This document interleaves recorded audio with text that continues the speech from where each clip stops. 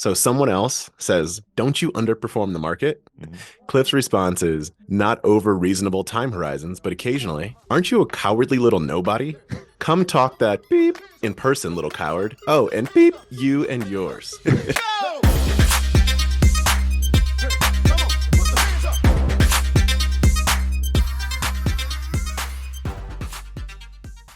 This podcast contains the arguably witty banter of two friends, Skippy and Doogles, that like to debate about investing.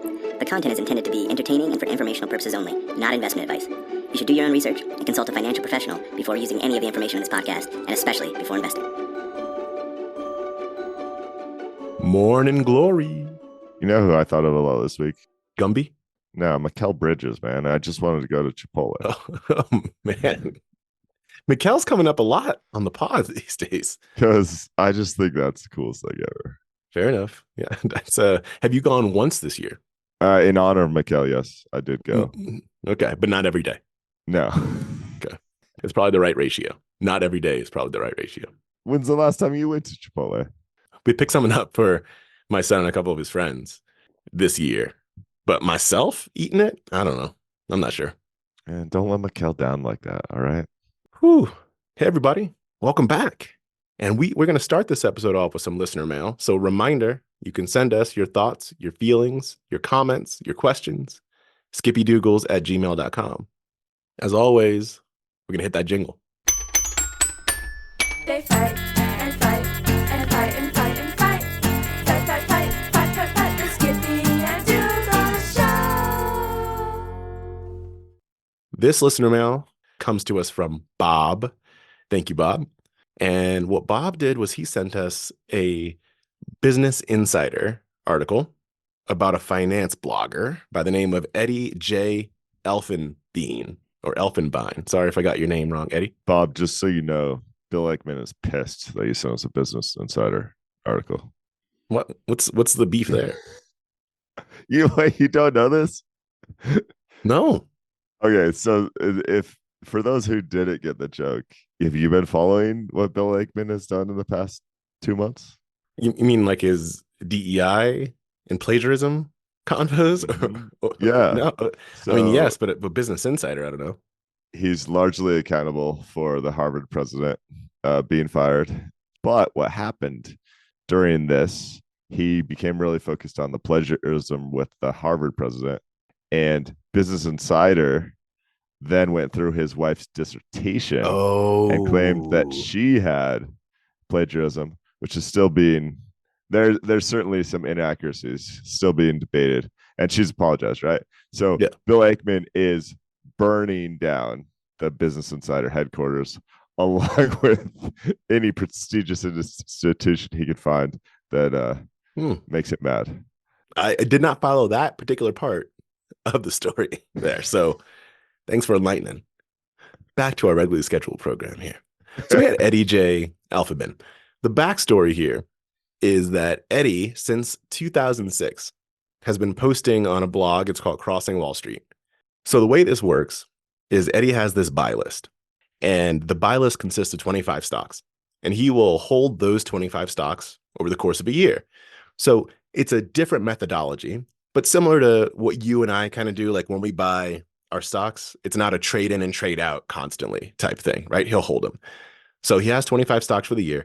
At the beginning of the next year, he sells 5 of those stocks and buys 5 new stocks according to whatever his criteria is. So the vast majority of his equities he'll hold over some period of time, but he only buys new stocks and sells stocks start of the year. That's some background. He's been doing this since 2006. Again, as I said, posting on his blog, Crossing Wall Street. And what it seems like occurred was after some time of him posting his buy list and showing his results, right, at the end of every year, that Peeps was like, can you get an ETF up in this chicha? Actually, I don't know if they said ETF specifically, but they said, like, is there a way for us to invest with you of some sort? I don't know if it was an ETF specifically, but he started an ETF in 2016. He kicked this off. It is on Advisor Shares. It's called Advisor Shares Focused Equity ETF, and the ticker CSW. That's the backstory. But did you bear the lead there? Yes. I don't think you actually got to the number. I did not. He's currently That's pretty solid performance. He outperformed Buffett. He outperformed Kathy Wood, which, listen, my cat can outperform Kathy Wood, but the Buffett piece is pretty important.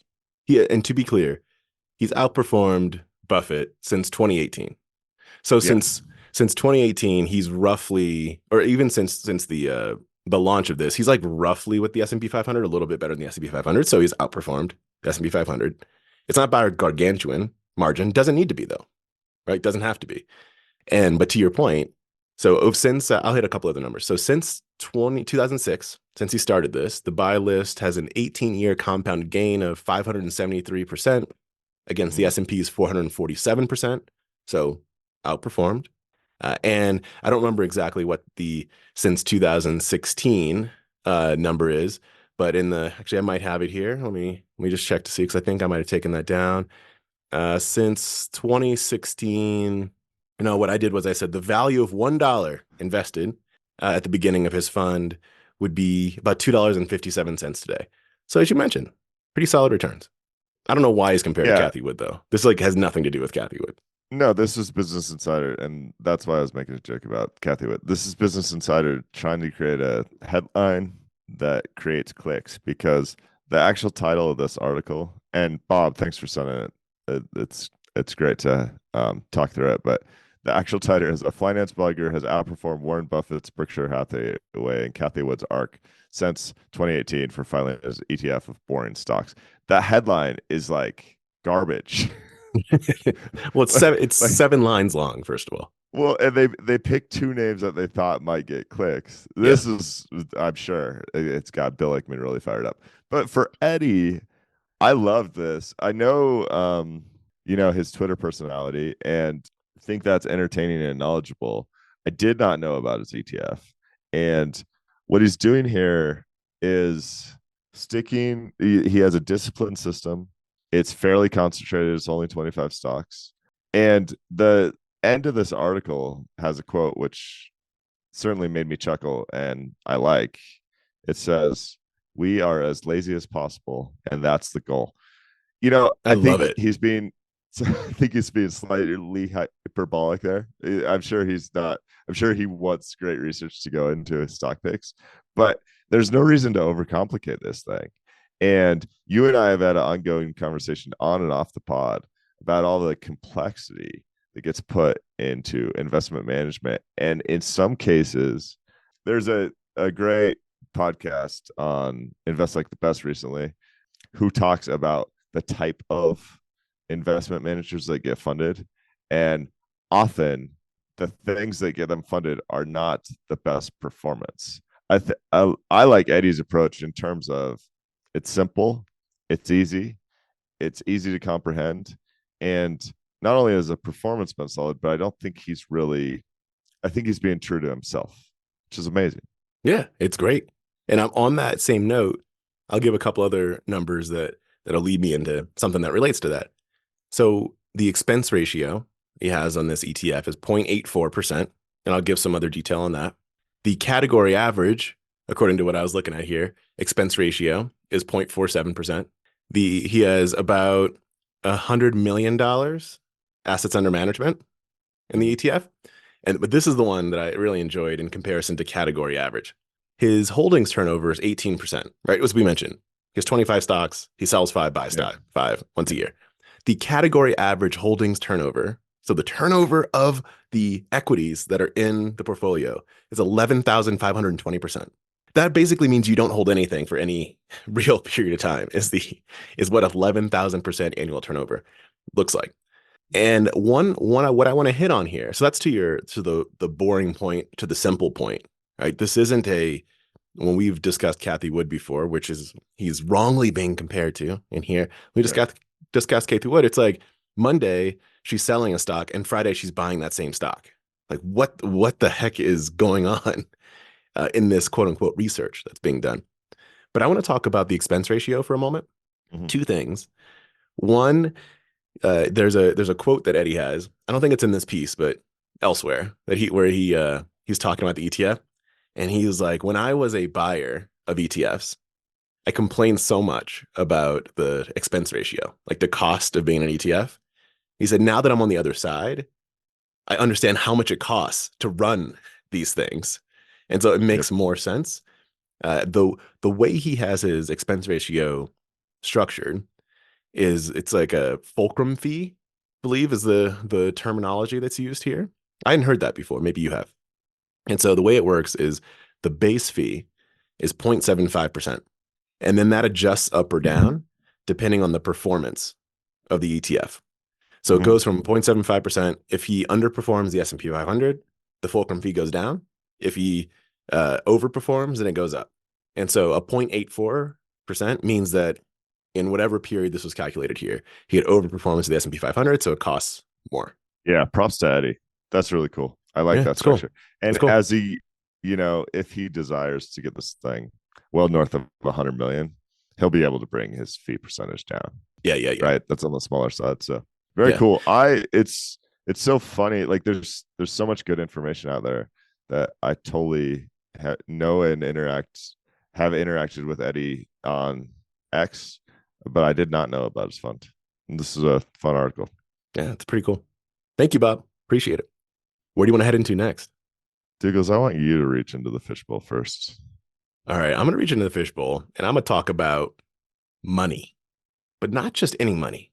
I'm going to talk about perishable money, disintegrating money, money that melts in your hands and not in your mouth type money. You know what money I'm talking about? Where did you find an article called What If Money Expired, and what inspired you to click on it? If I see this title, I'm like, that sounds stupid. Let's move on. Now, I think you're going to prove me wrong on this, and I'm excited about that. But I might not, but it's an interesting thought experiment, even if I don't. So I found it on the internet. And what inspired me to click on it was I said, what if money did expire? So no, I might get this pronunciation wrong, but Noema magazine or Noema magazine, something like that. It's Noema magazine is where this is on the internet. What if money expired? It's written by Jacob Bainham. The premise here, it's a long one. So for y'all that are interested, you can go and read it when we put it on the Substack. But the premise here is that there are goods that are purchased with money, like potatoes, as an example. That potatoes, if they just sit in the corner, they're going to go bad. And so you have these goods that money purchases that go bad, but money doesn't. And so what ends up happening is during times where you need money to circulate through the economy, which is most times, but sometimes you really need money to circulate through the economy, oftentimes are the times where people actually want to hoard it.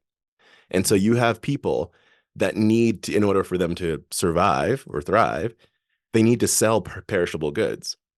In order to sell those perishable goods, they need them bought with something that's not perishable. And so there's like a mismatch that sits in the economy. That's the general premise. So there was this guy back in the day named Silvio Gesell, and he had this idea. What if you could just make money perishable? Like, what would that look like? So you could solve that imbalance. This comes with all types of flaws, by the way. But what I found to be interesting is that he came up with the concept, he tested a little bit himself, he died, and then a whole bunch of other people have then tested it since, like in cities, at the city, county, local level, it's been tested.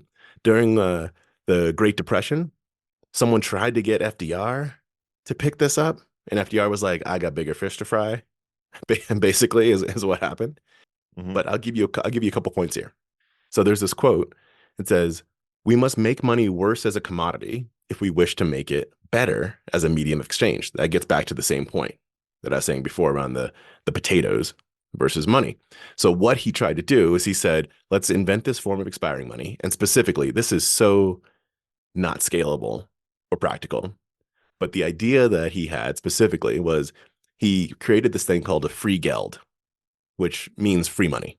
And the free geld on the back of the bill would have 52 little boxes on it, one box per week. And so every week you'd have to take a 10-cent stamp, like actual 10 cents that you have to buy in the stamp and put it on the back of the bill.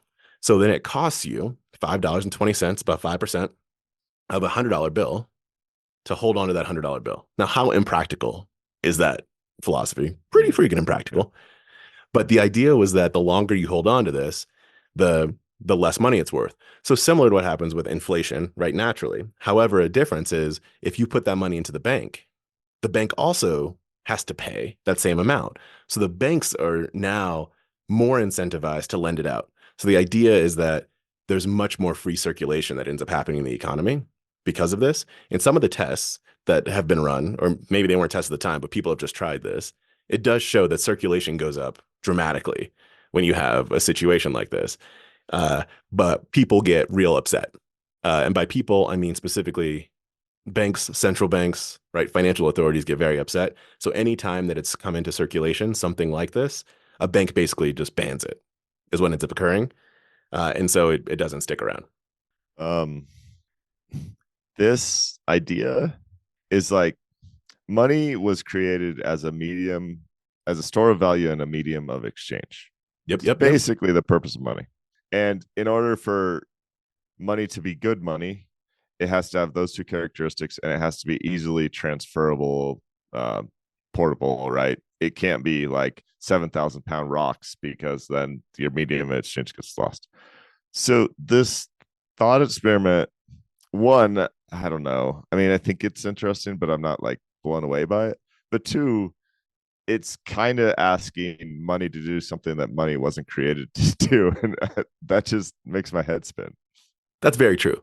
And to the things that you named, the exchange and value, the store of value point goes away in this. Yeah. Like it's built to not do that. Like quite explicitly. And so it's like we design Frosted Flakes to eat at breakfast, and then we say, oh, you know what we should have? Frosted Flakes that you're never allowed to eat at breakfast. Like, it just seems like a broken hypothesis. Am I absolutely crazy here? No, you're not at all. I think it's an intriguing concept. And one example of something that I read was there's someone named, I forgot the first name, but Andolfato, something like that. I think an Italian guy that in the COVID pandemic financial crisis situation, said, okay, this is a time, like there are times where we need money to circulate. And if the government is going to print checks and put them out there, what the government wants to do is for them to circulate. But during that period of time, generally people are so scared that they just hoard it. Like they get the money and hoard it. And so it doesn't have the same impact. So what he said is, he goes, this is the type of time, he wrote this paper, said like, this is the type of time where maybe something like this can work. But he then said, after he wrote the paper, it seems like he wrote the paper, then reflected on it, which seems like the wrong order of operations, but still, it seems like he wrote this paper, and then on reflecting on it, he said, but the thing is that for those that don't have savings, it still kind of screws with them. Like it helps in the momentary situation, but he said people that have savings, they'll get this new form of money and they'll spend it like normal money, and their savings will still sit there. But the people that don't have savings, they will then benefit in the short term, but now they actually can't build savings. So if you only used it in temporary times, it's such a short-term fix that on the other side, the people are still, the same people you're effectively trying to help are still in the same situation. We did this. There's other ways to do this. If you take interest rates to zero, you effectively say you have to take a negative. You have to take a negative. But okay, and that goes back to our conversation with James McIntosh from the Wall Street Journal, who That's right. Like that thought experiment blew my mind, and I'm so happy he came on the show and we walked through it. But even if they're just at zero, you take away all the incentive you take away a lot of the typical incentive to save. You encourage people to spend, and that leads to bubbles in the economy. So I'm sure the circulation of money increases at zero interest rate policies as it would compared to at 15% interest rate policies. I don't know. I'm just nonplussed about this. It's fair. I found it to be an interesting, not just thought experiment, but like, as I mentioned before, the part that I found to be most interesting was how many places it tried it. This guy came up with it. He tried it for a bit. The government basically got upset with him. This was in the early 20th century and shut it down. He dies. And then since then, other people have tried it within the US too, different cities and counties. Like there's something to it. There must be some kind of benefit. And where this ends whether it's long-term benefit or not, but like there's some perceived benefit. Where this piece ends is it says with hard currency, right? Bills, when you're taking a bill and putting 52 stamps on the back, like it doesn't quite work. But going back to your James McIntosh point, says when we have digital currencies, it's much easier to start to play with these kinds of things. Like where you can change the cost of it or not, whether or not it's a good idea or you should, but it was saying like that's a much easier way to end up testing this. So if y'all are like Skippy and like, why are you wasting my brain cycles with this? Then cool. Thanks for listening. If you're not, and you want to bring the intelligentsia up in it, Substack Monday. You can click on it, check it out. As I mentioned to Skippy, it's on the internet. Let's just say, like, just go listen to our podcast with James McIntosh. It's gonna be it. In my opinion, it's better done than this. It's definitely article, it's a similar take. It's better. It's better. That's true. We'll link to that on the Substack right. too. Quiz for you. The greatest college coach in modern history retired this week. Deion Sanders? Yeah. Nick Saban. Oh, okay. In Nick Saban's time at Alabama, which isn't even he coached at Michigan State, he coached at LSU. He had 123 draft picks. What's the total earnings of those players in the NFL? Here, hold on. Let me just do some real quick math. That'll still be wrong, but at least I won't be so ballpark wrong. 123. Let's say 150 million. $2 billion. $2 billion. I was close. Oh, hold on. That's what I meant to. I put the dot in the wrong place.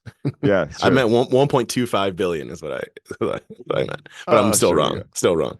Okay, so Nick Saban, fanatical, passionate coach, based on record and national titles, clearly the best in modern history. Many would argue he's the best ever.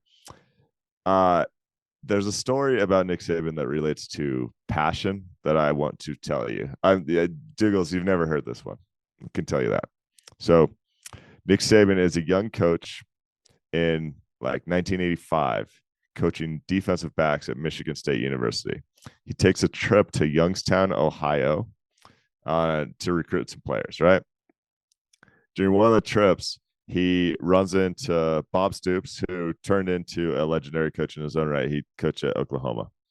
And they meet in this like local pub, and they just get really engrossed in the conversation about football. So they start diagram plays, everything else. They're there for hours in the back of this pub, right? What happens as they are diagramming plays is someone walks in with a gun, holds up the pub at gunpoint, robs the place. Coach Nick Saban and Coach Bob Stoops continue to diagram plays. When the police show up 2 hours later, they're asking who they can talk to as eyewitnesses. And they go to the bartender and they go, "Hey, were those guys here during the robbery?" And he goes, yeah, but they did it. This is not even worth talking to him. So the police go talk to him effectively. And they didn't even notice that the place got robbed. They were so passionate about diagramming their plays. There's an investing parallel here. Just go find something that you were passionate about that you could either have a weekly podcast with a buddy about, or that you could be in a place that gets robbed and not even notice. Isn't that insane?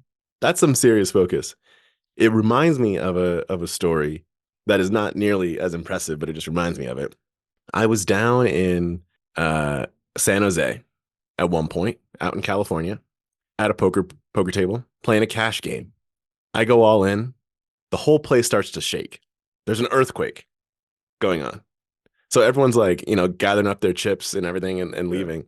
This dude across the table from me is just sitting there, like playing with his chips and thinking. I was like, dude, this hand is over.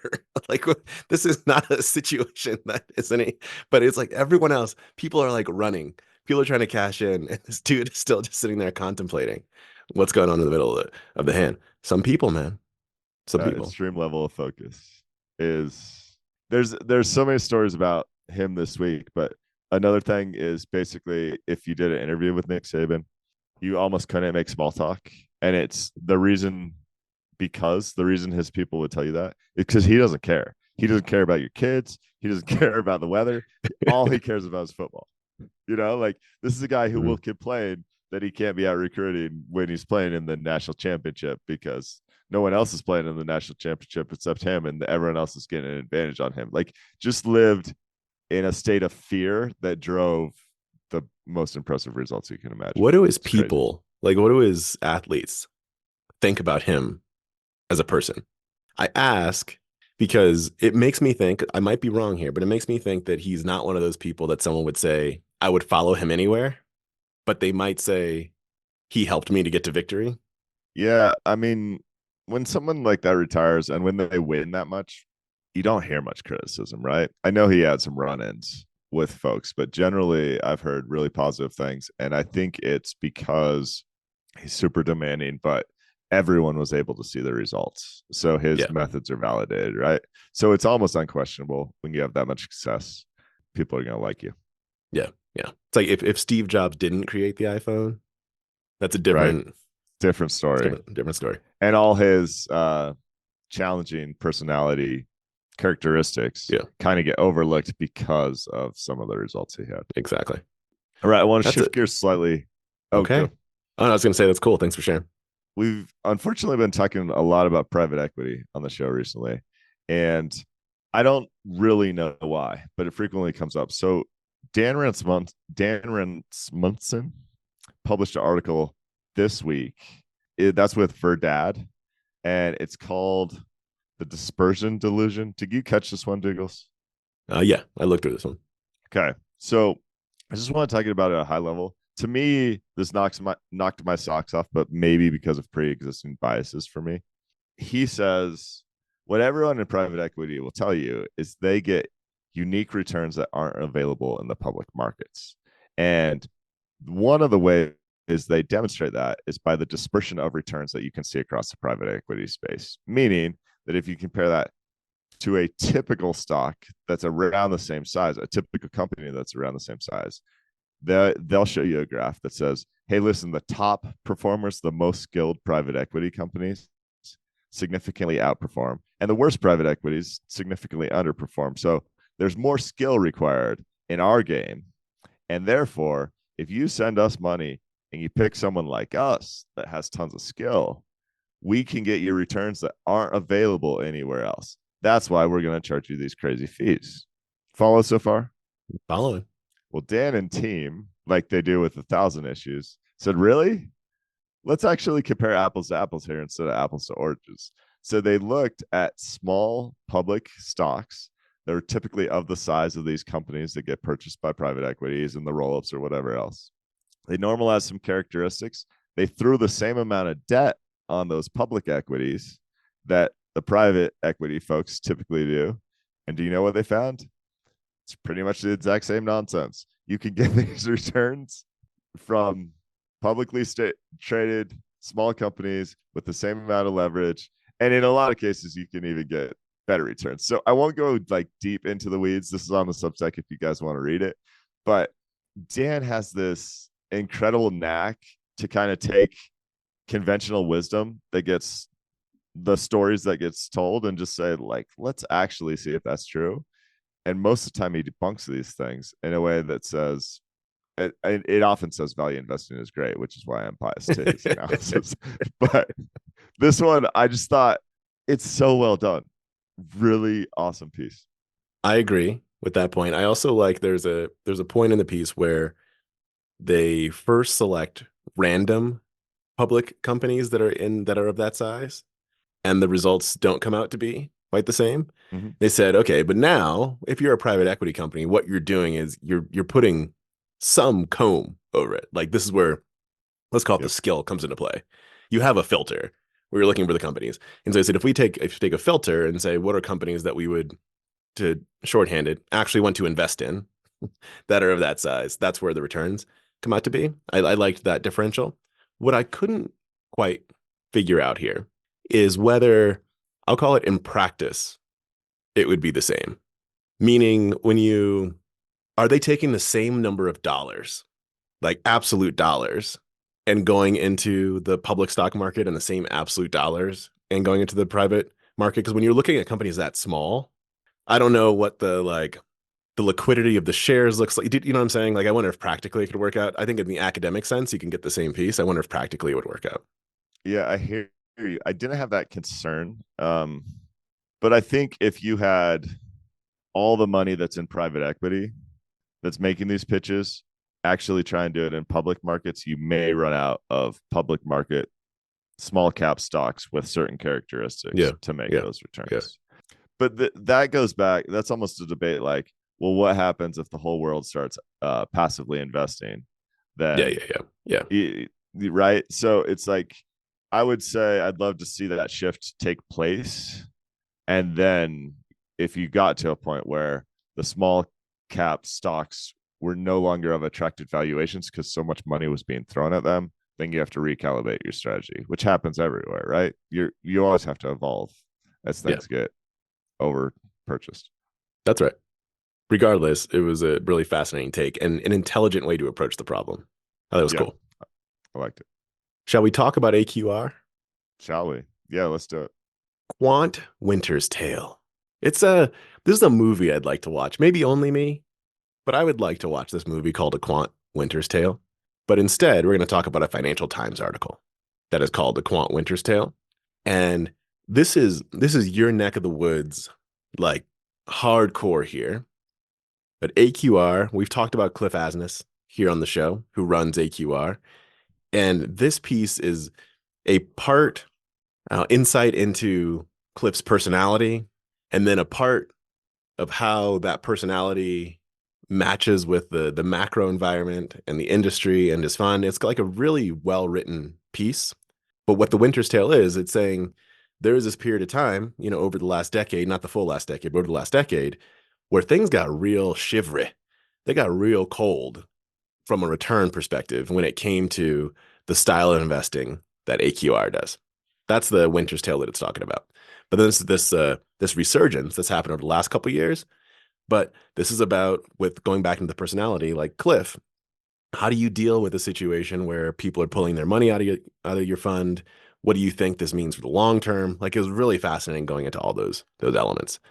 Charts in here are great. I want to shout out, it's in the FT, as we mentioned, Robin Wigglesworth. It's like a month old. So this was really popular, and I didn't get to read it until right now. Again, this goes back to the overarching point in a way that sometimes returns aren't actually what people are chasing, and sometimes they are. But it also shows some of the challenges that AQR has had, and the movement of funds inside the firm and what that's done to staffing. It really looks at, I'd say, value investing, but it's really more factor investing, because AQR runs a lot of different factor strategies.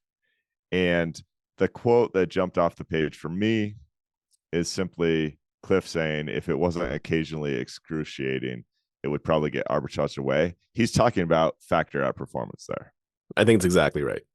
We talk about that a bunch here. Right? I mean, the simply put, the thing that we mention is the volatility that exists sometimes is painful, or I should say potentially painful, if you aren't able to ride through it.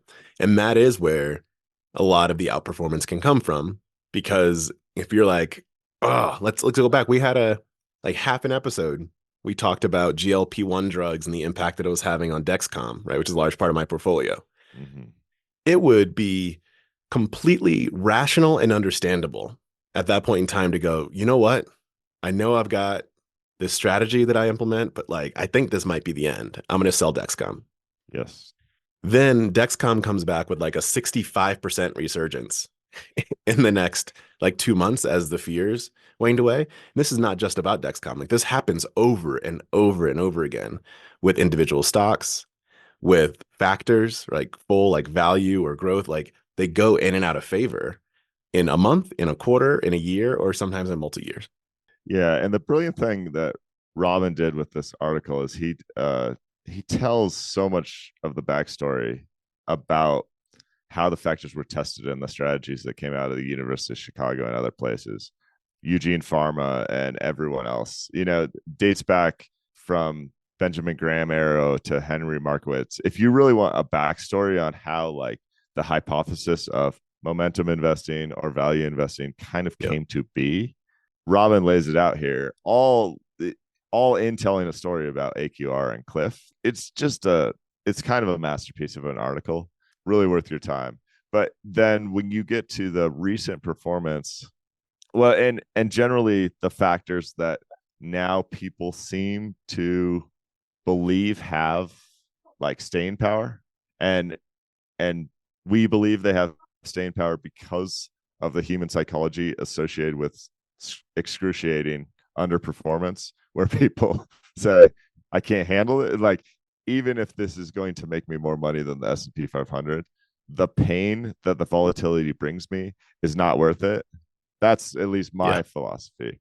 So it breaks down, those are effectively quality, momentum, value, and in some cases, volatility, like a minimum volatility factor. That doesn't mean there's not 70 other so-called factors that people are trying to run strategies on, but the ones that are generally accepted today are kind of those four. And that's the investing side, which is awesome. What I also enjoyed going into it looks into the personality of Cliff. I like this example of a tweet that they provided of him, because he sometimes goes off the rails. They discussed him like punching in computer monitors. But here's this Twitter exchange. So someone else says, "Don't you underperform the market?" Says that to Cliff. Mm-hmm. Cliff's response is, "Not over reasonable time horizons, but occasionally. Aren't you a cowardly little nobody? Come talk that beep in person, little coward. Oh, and beep, you and yours." If you look at their total assets under management for AQR. Oh, you're going back? Okay. No, it ties into the Cliff Exchange. I just maybe want to put a bow on it with this, because I don't think people understand how complex investment management can be. They went from like roughly 20 billion in assets under management in 2008, all the way up to like 220 billion in 2017. And from 2017 to like 2020 was effectively the quant winter that this article talks about.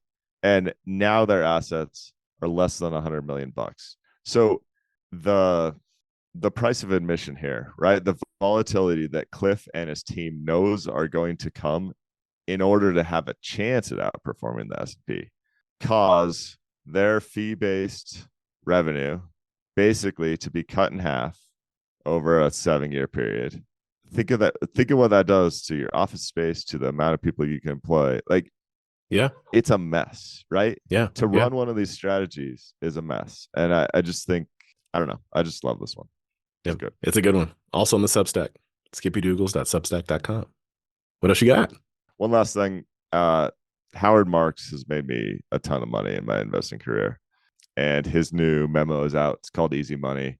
Really long read, but you can download the podcast. Just spend some time with it. He really is talking about his concerns of the zero interest rate environment and building on other memos he's written recently. So many aha moments in there. I just loved it. We'll put that one on Substack too. Well, that's all I got. All right. Thanks, guys. Have a good week.